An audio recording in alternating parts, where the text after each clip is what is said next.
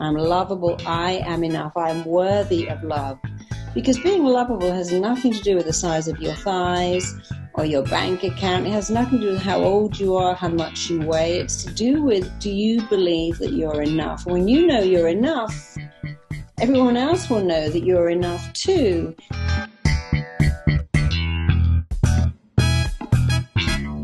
Welcome to the Humourology Podcast with me, Paul Boross, and my glittering lineup of guests from the worlds of business, sport and entertainment, who are going to share their wisdom and their use of humour. Humourology is the study of how humour can dramatically improve your business success and your life. Humourology puts the fun into business fundamentals, increases the value of your laughingstock, and puts a punchline back into your bottom line. Please remember to subscribe, like, and leave a comment wherever you get your podcasts. My guest on this edition of the Humourology Podcast is an author of 5 best-selling books who has spent nearly 3 decades coaching a client list that includes international superstars, CEOs, royalty, and Olympic athletes. She has an unparalleled career in which she has helped thousands of people to overcome profound personal issues. In 2015, she founded Rapid Transformational Therapy, an exciting and award-winning method that is solution-oriented, fast and highly effective. Her warmth, humanity and humour are enhanced by her skills in hypnosis. They come to the fore on stage, where she leaves audiences transfixed and transformed. Marisa Peer, welcome to the Humourology Podcast. Well, that's quite an introduction. I hope I can live up to that. Thank you for having me. Oh, well, I know you can live up to it because I'm lucky enough to have worked with you on a couple of occasions and know that you do leave audiences transfixed and transformed. Your life has been dedicated to improving other people's lives. How important is humour in that change process? Oh, I'd say it's probably one of the most important things. I mean, I know as a parent that occasionally I'd go to tell my little girl off and she'd make a face and I'd end up bursting into fits of laughter and then I couldn't be cross. And I know in my marriage, my husband's ability to be funny, whenever we have an argument, he'll just come put on a character and then we immediately stop fighting. He's very good like that. And I know with clients in my office very often, even in times of deep stress and trauma and tears, a bit of humour is a breakthrough. And when they can see the funny side or see the humour in anything, it just changes everything. So I love humour. I think life without humour, I just couldn't get that. I think being able to laugh, even at yourself, is so important. So you use it, in a sense, as a state change, do you? Well, to give you an example, I often work with women who can't find the right relationship and don't understand the complexities of the mind. And one of the strangest things about the mind is that it wants to always go back to what's familiar. Because years ago, what made us absolutely safe was familiar. I need to survive on the planet. If I stay in this tribe and never wander off, then I will survive. And so all these years later, we're very modern, but we have this primitive brain that says, I like what I've always known. So if that's a difficult, cold, absent parent, then unfortunately a difficult, cold, absent man, you go, oh, he's the one for me because he reminds me of something. And we are hardwired, unfortunately, to recreate what we know, put a happy ending on it. So I see many women who go, well, look, my dad was never there. And that's the kind of man I like. My dad was an alcoholic. I'm attracted to alcohol. My dad was a philanderer. And I only go for guys that cheat. And I'm like, you know what, darling? You have a great ass. You don't need to date one. One perfect ass is enough for anyone in their lifetime. And they always say, I remember that. My therapist said, I've got a great ass. I don't need to marry one. And so if you make something funny, they remember. I've often said to men who say, well, my mom was difficult and cold and mean and bitchy, and I'm dating someone like that. I go, look, you are not supposed to get into bed with your mum. You're not supposed to have sex with mummy. You're not supposed to have sex with daddy. I mean, Hugh Hefner obviously is a bit of an exception to the rule, but sometimes you tell them things that are funny, but designed to make them remember, oh, your mummy. one of my clients invited me to his wedding and said, I remember you said to me, I'm dating my mother. And you said, every time you meet a woman, the first thing you say is, does she remind me of my mother? If the answer is yes, get out, move, leave. And he said, and so I thought about that. And I met someone who wasn't like my mother, and I knew that she was the one. So the humor is not supposed to make light of something terrible. It's supposed to make them see. So I'll give you another example. I was working with a woman who said, my mother always told me she was far too intelligent to have children. And she was so much smarter than me. I said, well, she had 3 more after you. That doesn't sound like a smart woman to me. She never heard of birth control. How intelligent you have to be to hate kids and have 4. I mean, that's not very smart. I don't think she's smart. I think you're smart. And it just makes them laugh. They go, oh, yeah, I always thought my mother was super bright. But hang on, hated kids had 4. Not that bright after all. You get to reframe a scene, because what happens with clients is that they look at a current situation with the eyes of a 5-year-old. My dad didn't love me. I'm not lovable. You don't, because my dad was an idiot. And I'm not, and I'm more lovable than him. So the humor, I think, is great. People like it when you just make them laugh, but you're not laughing at them. You're getting them to laugh at a situation and see that they're not a victim after all. So it's actually making it more ridiculous in their minds and anchoring that ridiculousness that brings them back to the reality that you want them to have. Yeah, it's getting them to see, look, when you were 5, you had every reason to lie on the floor and stamp your feet and have a tantrum. You had no power, you had no voice. Now you're 35, you don't have to do that anymore. So it's getting them to look at the situation without the filter of a child and to see that they have more power than they could possibly imagine. So do you think people lose the ability to laugh like a child as well during the course of their life? I think they do. And actually, many years ago, I wrote a book on how to slow down aging. One of the things that's most effective is giggling, laughing like a child, because we have 3 types of aging. We have our birth certificate age, which is kind of meaningless. And then we have the age of our organs. So if you were 50, but you were a long distance runner, your heart and lungs might be 30, but your knees would be 60. And then you have the age you feel, and the age you feel is very linked to the age of your organs. When you giggle and laugh and do young things, it sends a message to your mind that says, I'm young. And if we look at people like Goldie Hawn, that very giggly girliness makes your mind think that you're young. So there's many, many benefits to laughing. And actually with COVID, and people keep saying, oh, there's no line of defense. Well, yeah, there is. It's called your immune system.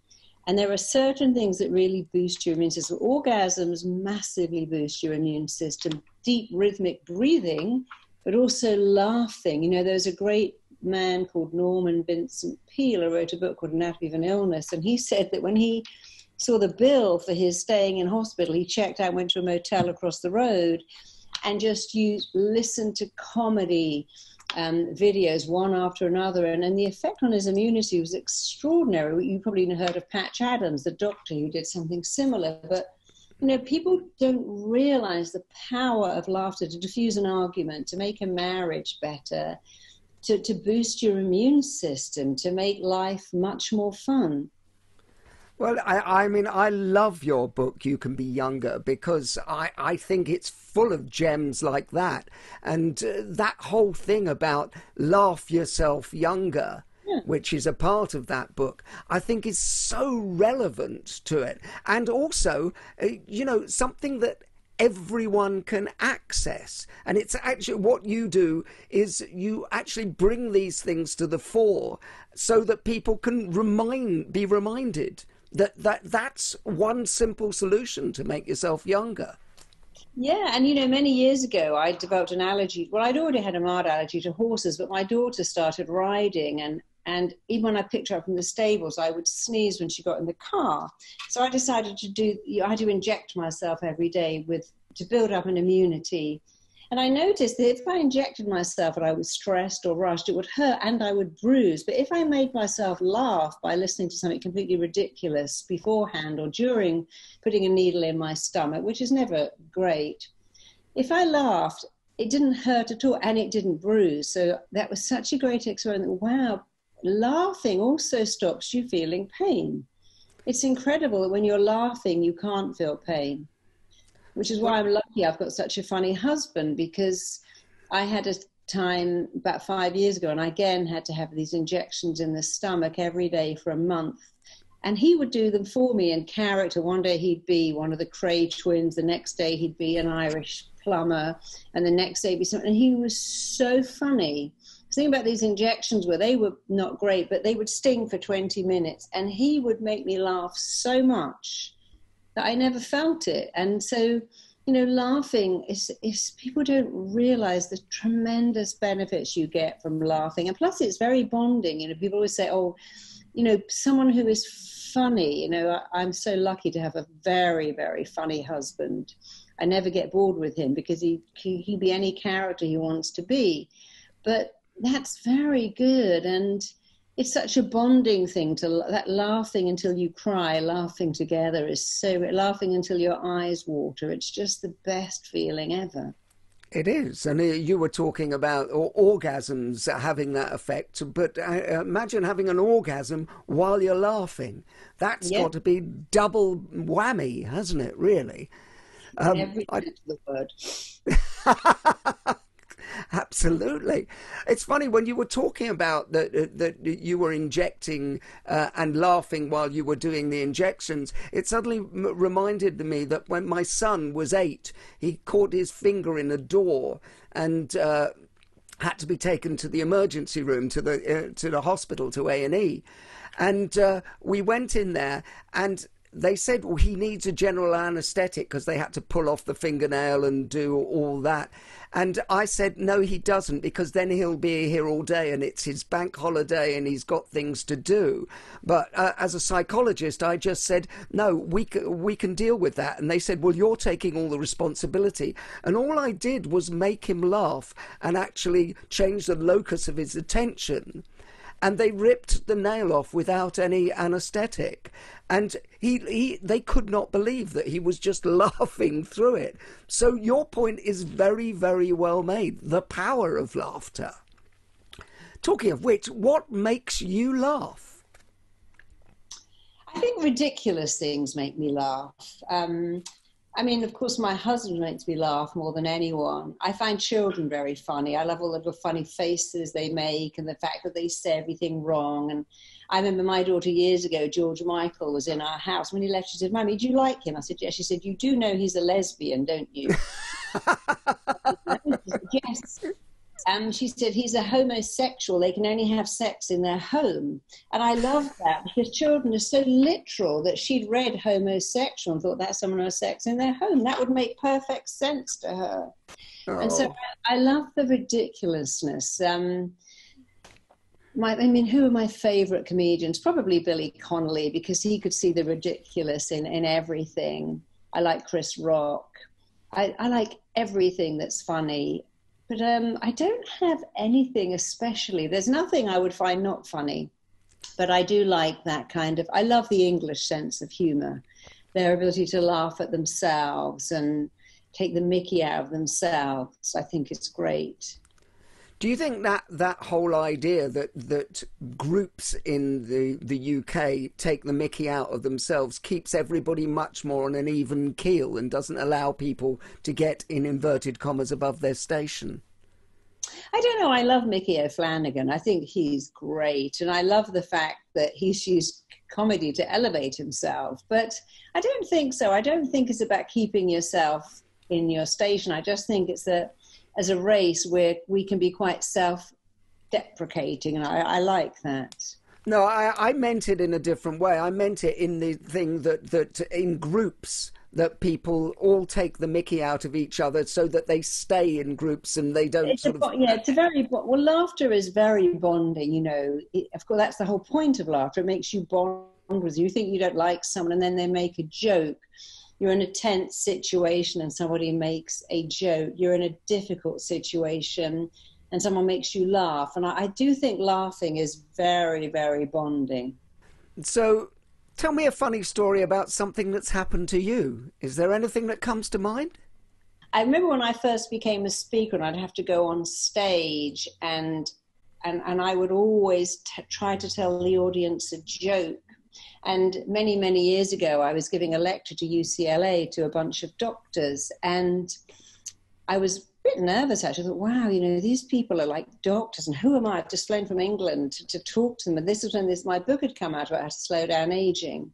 And so I told them a silly joke. I said, when you want to be younger, you've got to take all your clothes off, stand in front of the mirror and go, oh, I have the body of a 25-year-old. I have the breasts of a 25-year-old. I have the skin of a 25. One of my clients was doing that, standing in front of the mirror naked, touching her waist, going, I have the body of a 25. And her husband came and said, what on earth are you doing? She said, well, Marisa said I have to look in the mirror naked and go, I've got the breasts of a 25-year-old. He goes, what about your fat ass? She said, oh, no, she told me never to talk about you. Last year, my husband and I were doing a cruise up the Nile, and we were going to some very special site. And, of course, everybody's very pious, and they're all walking along, and the guides are going, now, you see, this is this bit of famous art. And John was pretending to be an Irish going, oh, look at that. That just needs a bit of mortar.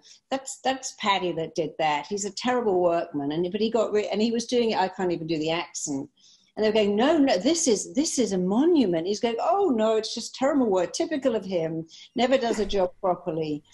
And the more they were trying to convince him that this was an ancient Egyptian piece of masonry that fought cracked, the more he was talking about a bit of mortar would put that right, and a good person would stand that up again. And it was just so funny because that's what he does. Wherever we are, he'll make a funny face, do something funny. And again, it was very inappropriate because it was a very serious tour, but it was too serious. And I loved the fact that he made it funny. Do you think everyone's funny? No. I've met some people who are not funny. They're far too serious. They can't take a joke. And I think everyone could be funny, but some people... I mean, of course, I've seen people try to be funny at my husband's venues when people have come on and they have open mic and you talk to somebody, darling, you're very talented, but humour's not your gig, do something else. I think some people are not funny. It's like saying, can everyone dance? No, some people just don't have that, but they have other gifts. And there's nothing worse than someone who isn't funny trying to be funny. I took a long flight one day, and one of the cabin crew thought he was funny. And he constantly went to the address and started telling jokes and going, hey, I've got a face for radio.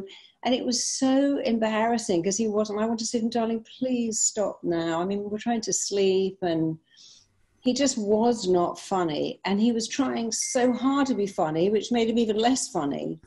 So no, I think when you're not funny and you try too hard, because people who are funny don't really try. And the funniest people don't even know they're funny, which makes them even funnier. Yeah, and do you think there's a lack of self-awareness in people like that who go, no, I'm hilarious? Because everybody, I think, thinks that they are hilarious, don't they? Everybody, when they do a dating profile, puts good sense of humour on it. I love people. I used to have a great friend. She was like a second mother to me. She's terribly posh. And she'd say, darling, I'm wearing all the colours of the rectum today. And she said, and that's the trouble with other people. They're so self-defecating.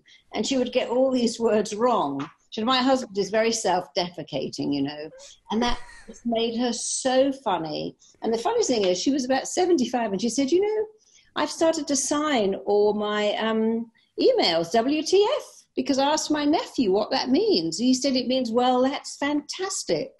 I love that. She really had no idea. In fact, one day she said to me, darling, I don't like your boyfriend. I think you should just blow him, frankly.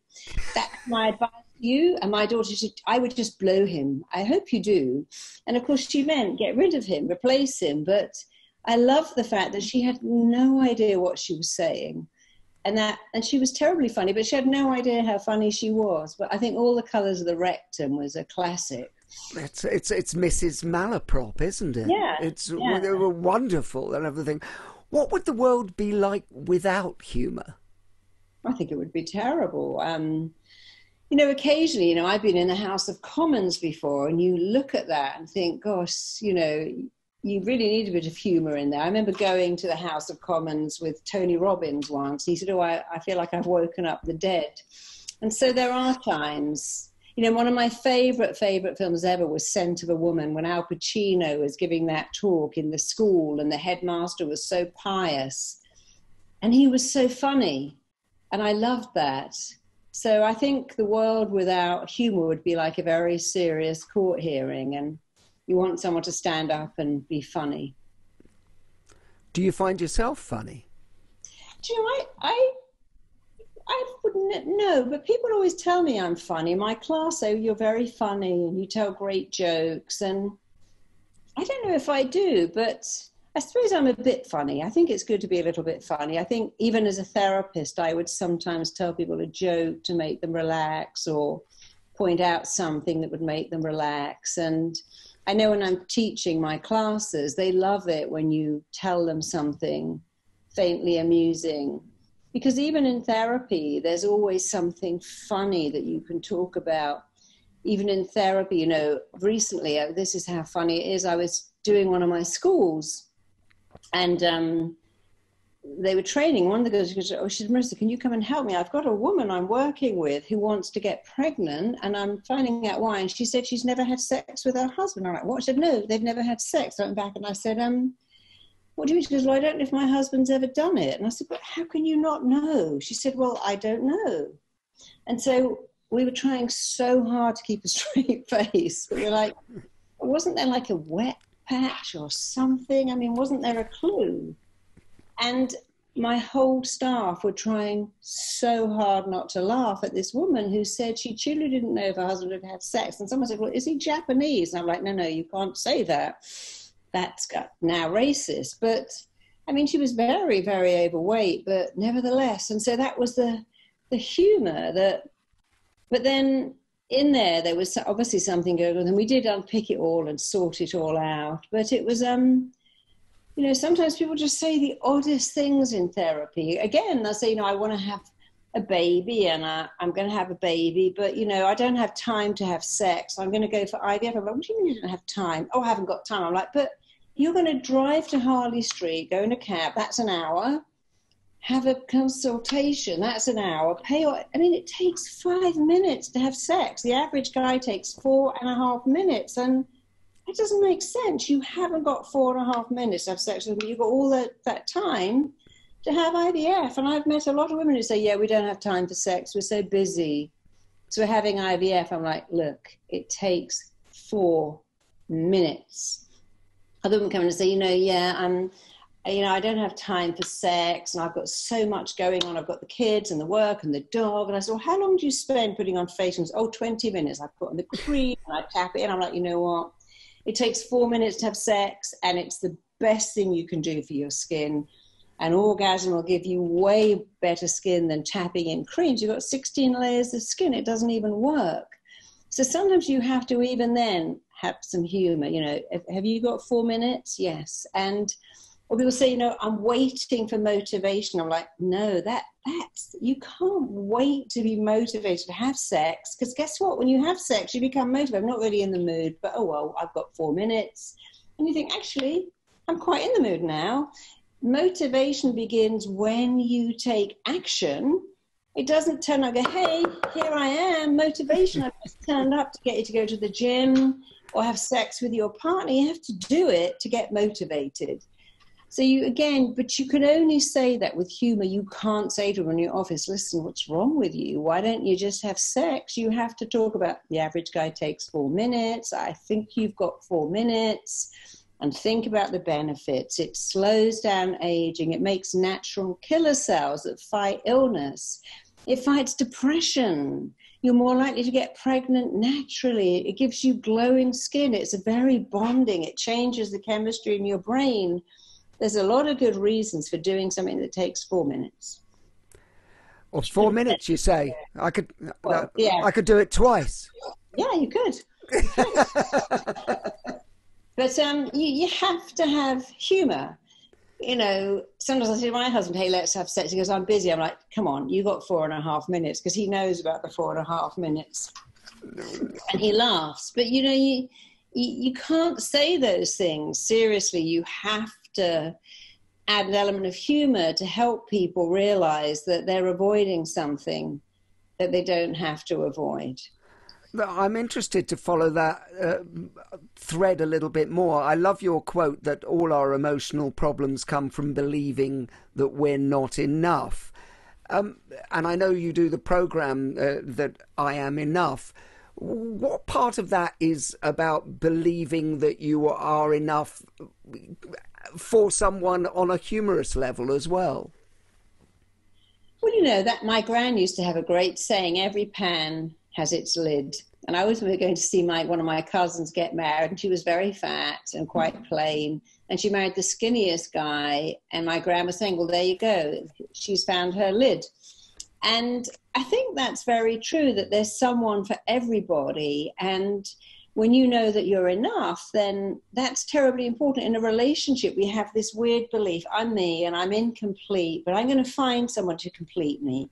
I'm going to find the perfect person, then I'm going to be worth it. If I feel unworthy and I find someone gorgeous and amazing and intelligent, by being connected to them, it makes me enough too. And that simply doesn't work, because if you give someone the power to make you feel enough, then the day they leave, you go back to feeling not enough. And you have to decide you're enough first. You have to decide, I'm worthy, I'm lovable, I am enough, I'm worthy of love. Because being lovable has nothing to do with the size of your thighs or your bank account. It has nothing to do with how old you are, how much you weigh. It's to do with, do you believe that you're enough? When you know you're enough, everyone else will know that you're enough too. And of course, when you go into a relationship saying, you know, I'm not good enough, that's such a turnoff, especially for men who are in their genes hunters and they want to pursue a prize. And so you always have to go into a relationship with, look, you're lucky, I'm lucky to have you and you are lucky to have me. And the minute someone says, well, you know, you're not, I remember years ago meeting an ex-boyfriend. I was in LA and I was doing a show and he called and went, hey, you know, I just saw you on TV, come and have a coffee. So I went to his house and he was saying, this is my ex-wife. She's a B model. I'm like, oh, I didn't know you graded people like eggs. I mean, what do you mean a B model? He said, well, she's not an A model. And I thought, God, no wonder she's your ex-wife. If that's actually, my wife is a B model, not an A model. Saying my kid is a D student, not an A student. Straight away, you're diminishing that person, which is a terrible thing to do. You should say, isn't she beautiful, my ex-wife? She's an amazing person. And I remember many, many, many years ago, I was getting married, and my then boss said to me, how on earth have you managed to get that guy to marry you? Which I thought was interesting. And I said, well, you know, it's called love, you know. I could have said, yeah, I know, I have to stick Velcro on the headboard just to keep him in bed with me. Or I could have said, I know, I mean, I don't know, how lucky am I? But I realized that she was so insecure, and I had a choice to be really offended or laugh or just say it's called love. But many years later I was with someone and someone said to me, you know, your boyfriend is so unattractive, what are you doing with him? Clearly it wasn't the same person. And I thought, I have a choice, shall I be offended? But I said, you know, that just shows what an amazing person he is, because I love him, I find him compelling. And if you think he's unattractive and I love him the way I love him, then that shows how amazing he is, doesn't it? And she said, yeah, I guess it does. So when someone says something deeply hurtful, you always have a choice to react by hurting the back. Well, listen, you know, it's better than your boyfriend. Your boyfriend looks like Quasimodo. You can always go down that route of attack, or we can just go down the route of being so hurt and going, how could you say that? Or you can just think, what are you actually saying? And don't let it in. Don't let hurt in. And I think we use humor a lot to not let in hurt. And I think sometimes that's a mistake. You know, when someone wounds us, we laugh. When someone says something hurtful, we laugh. And I think it's much better to just say to people, oh, are you trying to hurt my feelings? Because usually they go, oh no, I was just being funny. And I see so many people who are bullied at school or mocked at school, and the same thing at work. And they never quite get it, that the person doing all the mocking feels really bad about themselves and they're reflecting it out. And so that's the only downside of humor, that many people instead of stopping them in the tracks and saying, you're being really hurtful, or you're being really unkind, or I don't understand why you're doing that, make a joke.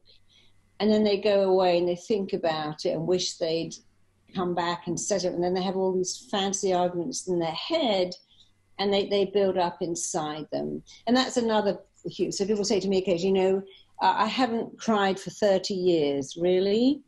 Where is all that pain? And they went, well, is it in me? I go, well, it's not in me. So I guess it must be in you. Where do you think it is? And they go, oh, is that the headaches I've had for 30 years? I'm like, well, you haven't cried for 30 years. You've had headaches for 30 years.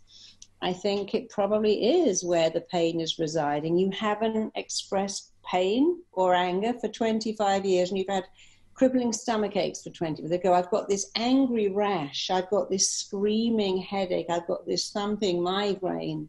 And they're saying, I've got this pain that isn't coming out, and it's expressing itself in a different way. And my favorite expression is the feeling that cannot find its expression in tears will cause other organs to weep, which is very profound. But I think a lot of people use humor to not express themselves. They laugh, they make a joke about their pain, and that's a terrible shame, because then they keep it in, and feelings are like gas. They're always better out than in.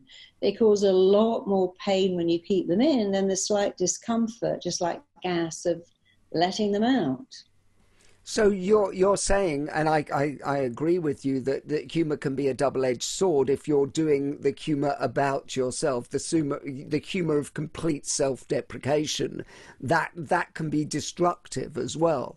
I think if someone is hurting you and you laugh, if someone is bullying you at work and you laugh with them, if someone is bullying you at school and you laugh, you're saying it's okay. And it's really not okay. And then you have to empower people to say, this is not okay. Many years ago, a client came to me and she was telling me this story about how her uncle had abused her. Her father had died, and her uncle took on the role of being a mentor to her, but all the time he was abusing her. And of course, she would act out and get very angry and destructive. And her mother thought, oh, it's the grief for her father. So she'd say, you need to spend more time with your uncle, because he was like the father figure. And that was a total. But then she said to me, yes, and when he's at our house on a Sunday telling jokes, I always laugh. And I said, what do you mean? He still comes to your house? She goes, oh, yes. I said, but that's not okay. He abused you for years. She goes, well, I don't want to upset my mum. And that's what I said, but in not upsetting your mum, you're upsetting me. Oh, I was your mum. I would want to know. I'd want to protect you. That's a mother's job. And so she said, no, he comes to lunch every Sunday. He sits right next to me.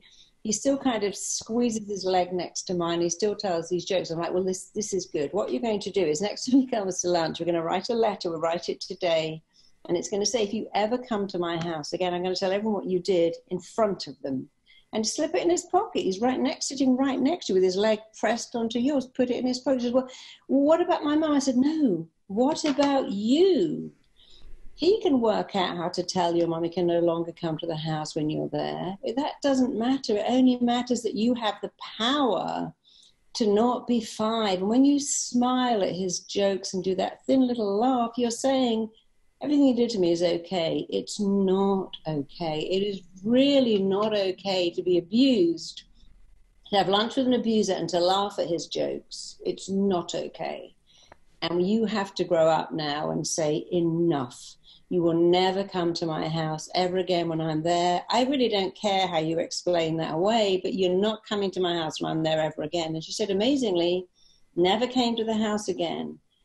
And she didn't have to worry about how he told his wife, her mother's sister, that he wasn't coming. That wasn't her problem. Her problem was that she was pretending it was okay, and it wasn't okay. And you can't be empowered and free when you're pretending things are okay by laughing when someone hurts you.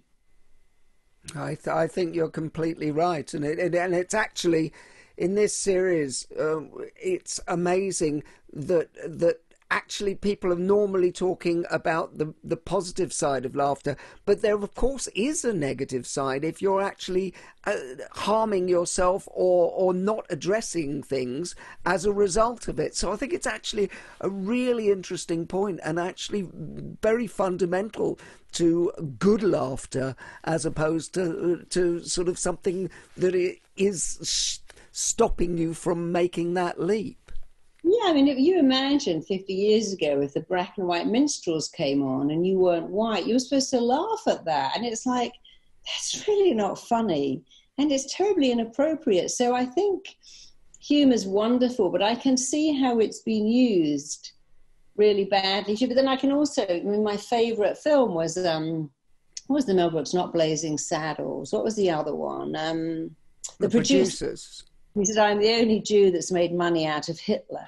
But I like that he could make fun of something but he was doing it with people, not to them. And that's the difference. You can use humour with people, but when you're using it to exclude someone, to laugh at a different race, to laugh at a different sexual orientation, then that's really, really wrong. No, I agree. So do you think people laugh enough at their place of work? No, I think we should all have, I remember, when I was a kid, every Thursday night, everyone would watch Monty Python and we would laugh. And there were certain things that you put on television to make you laugh. And I think we should all do that. I have certain things I listen to, or jokes I remember, or things that I find so funny. And I remember years ago, I was at home one day, I was watching Crime Watch. When I finished watching it, I thought, this has made me focus on burglaries and rapes and terrible. So I had to put on something funny. I think I put on an episode of The Simpsons. It made me laugh so much. And I went to bed and it changed my state. And I think all of us should have appointments to laugh. We should have something funny we watch at least 3 times a week. We should have a funny half hour. We should tell each other jokes. I think you almost need to make an appointment to laugh. I mean, one of the reasons X Factor was so great, because people love Simon Cowell. When you saw him and the whole panel laughing at somebody, and Sharon Osbourne would be crying into a handkerchief and someone would be stuffing tissues in his mouth to stop himself laughing, you actually laugh with them. And some of the contestants were very, very funny without knowing it. And that kind of TV show was called an appointment because the whole family would watch it together. And I loved it. I often rewind. I have to watch that bit again and again and again. But I think we should all factor something that makes you deeply laugh into our week, even into our day, because it's so good for your immune system. It's so good for you. I love the fact that, because I think, I love people to take things away from this podcast. And one of the things that I really encourage everyone to take away is your idea of having an appointment to laugh. Put it in your diary. It's fantastic. It's all very well to go. I go to yoga every Thursday at 6 and I go to Pilates every Monday at 10. But you should put something in your that makes you laugh all the time. So, going on the back of that, if I asked you to make a business case for humour, what would you include in it? Well, my business case would be that when you laugh, you make natural killer cells that fight cancer. You massively, massively put a dent in depression, and you start to reduce aging. And you bond with people more and you feel better about yourself. So first of all, I'd point out all the huge benefits you get from laughing. And if I was presenting to a company, I'd go, hey, how much money do you lose in sick time? How many members of staff are off? And business loses a huge amount of money to that. And then I would point out, if you would just do this, if you would just have a 10-minute break every day where people laugh, if you would have comedy playing in the break room or something like that, then you would make a massive dent. And so people always want to know the monetary benefits. If you've got staff members you value, how many of your CEOs or head of departments are off sick, and you could keep them by making them laugh. Yeah, when I used to go to school on a Friday morning, everyone used to do the Ministry of Silly Walks from the Monty Python on the Thursday night, and it was funny. Yeah, so there's your return on investment. Your ROI is that people will stay longer, they'll be less sick. So it's automatic for me. I think you make a very, very good point. And I know that for a while, the prison system in the UK, they were teaching some of the prisoners to do stand-up comedy because it was diffusing the tension in the jail. And there are people who've gone to jail and learned to be funny. A bit like people who say, I was the fat kid at school, but I learned to be funny. And in being funny, people bonded me instead of attacking me. And the jails that used that said it was a really good way of diffusing tension. Well, no, I've worked with a lot of people who's been in jail, and actually, you know, the humour is something that they can actually use when they get outside to get a job. And if you think about it. Do you remember that great movie Silver Street with Richard Pryor and Jim, where they both went to jail? And he was talking about that, how that was very funny. I loved that. Oh. I also loved Elf. Every year I would watch Elf and Bad Santa. That was my Christmas ritual because it would make me laugh so much. And in fact, I think often we need the funny Christmas movie because by 6 o'clock, everyone's had a bit of enough. But then you sit round and watch Elf and you can't help but laugh. It's funny, my son was obsessed with that movie as well and could watch it over and over again. Yeah. And it's great because you know the gag's coming, but it essentially is just there to press the funny bone, isn't it? Yeah. And go again, yeah. And often we'll say, you know, we think of things like those classic movies like The Life of Brian, how incredibly funny that was. Genius. Still is. Oh, I mean, absolute genius, and stands up today as well as it ever did. Have you ever, talking about Life of Brian, because a lot of people at the time said, you know, they'd crossed the line. Have you ever told a joke or said something on stage or maybe in a therapy session that you feel has crossed the line? I don't think so. I'm quite careful. I use humour, but I'm very careful to use humour that is innocuous, if you like. Again, I would never laugh at my client, but I would use humour to make them see the funny side. But there are times when it'd be grossly inappropriate to use it at all. There are times when you should never use it. You have to be quite subtle and very careful and quite confident. So I don't think I've ever crossed the line with that. I really hope I haven't. But I don't in every therapy session start telling jokes because therapy is not about me, it's about my client. But occasionally, just to make them see something in a different way, I might inject a little humour, but it would always be quite subtle. And it would just be for a moment or two, and that would be it. I wouldn't go on and on and on. One of the books that I love of yours, in fact, I love them all, but Ultimate Confidence. Where does ultimate confidence sit with humour? And is that a huge part of it? Well, you know, to have confidence, you have to have high self-esteem. If you haven't got high self-esteem, everything else you have is somewhat worthless. So you need to have high self-esteem. I think when you have high self-esteem, you can laugh at yourself without feeling attacked. When you have high self-esteem, you can let something go. You can laugh at something. I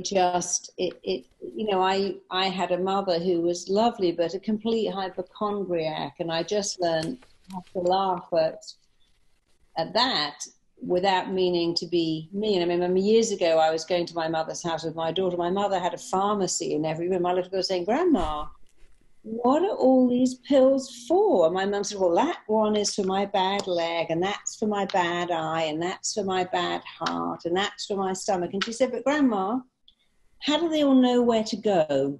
And I thought that was such a great observation for a child.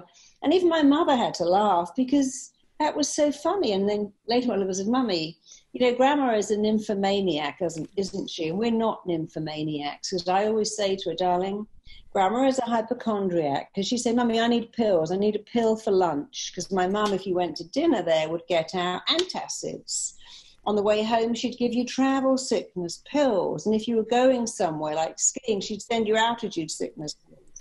I'd say to her all the time, darling, Grandma is a hypochondriac. That's her choice. But we're not hypochondriacs. And my daughter said to her, Mummy said you're a nymphomaniac and it's your choice, but we're not nymphomaniacs.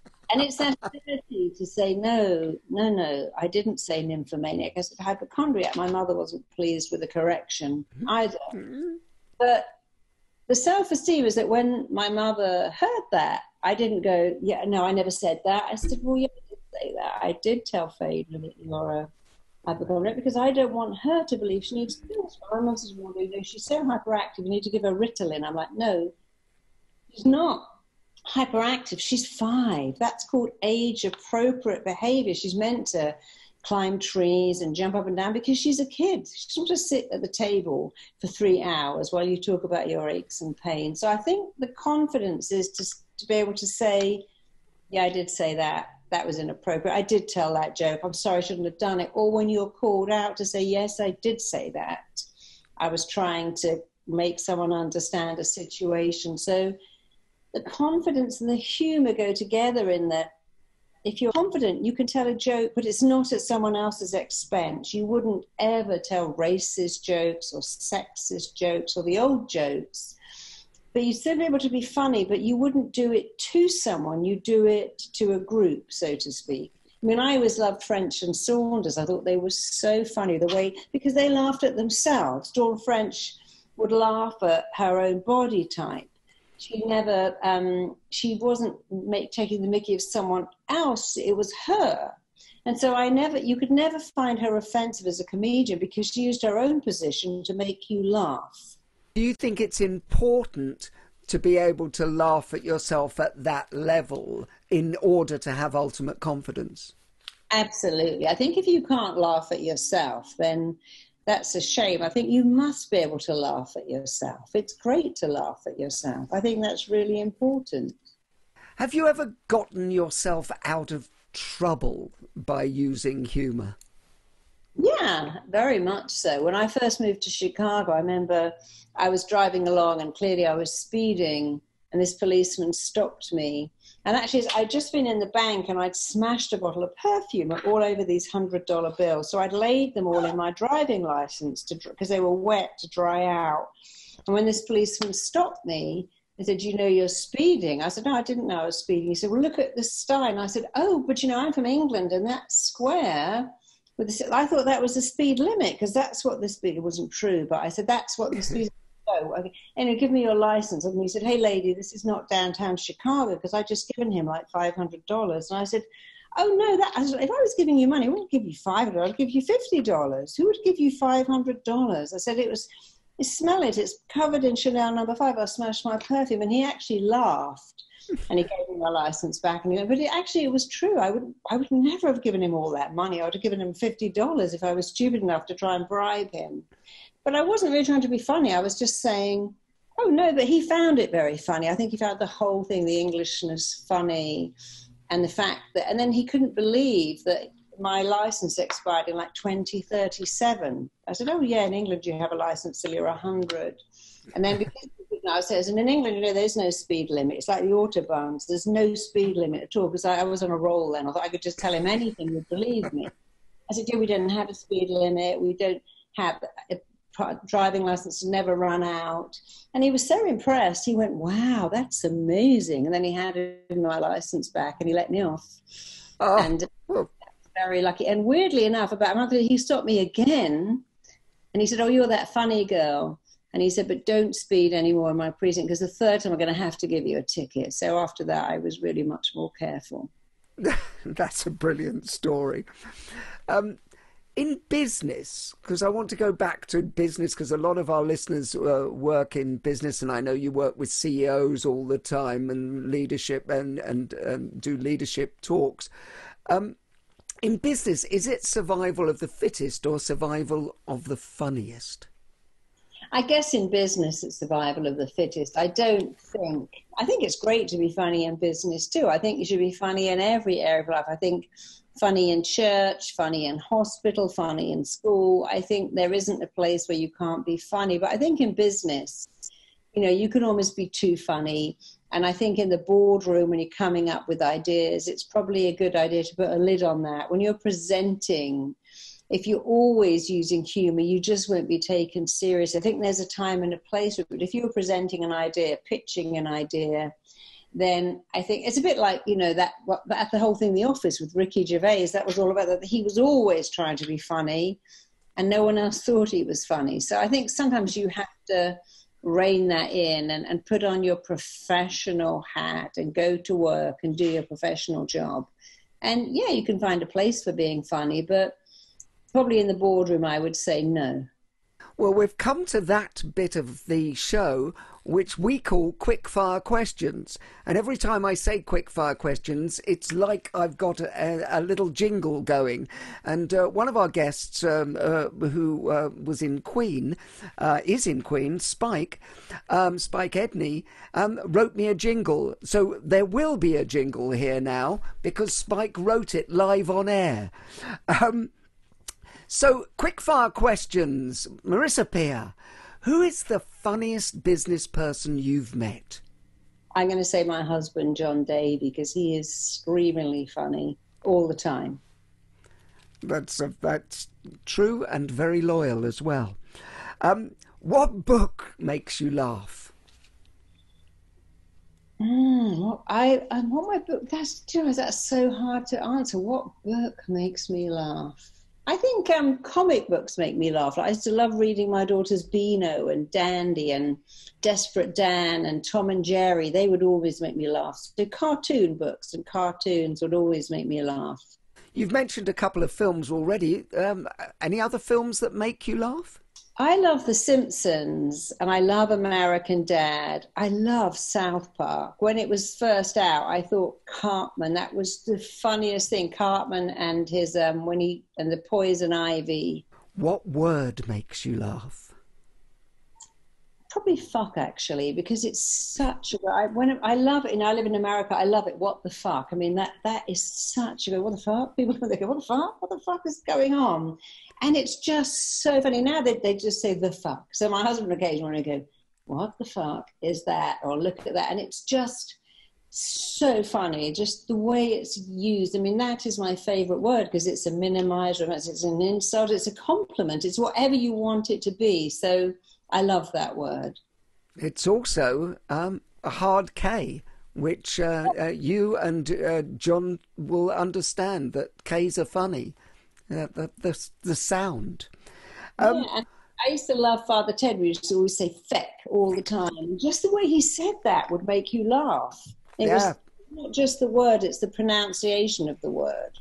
Yeah, no, it's brilliant. Okay, on a slightly more serious note, or a completely more serious note, what is not funny?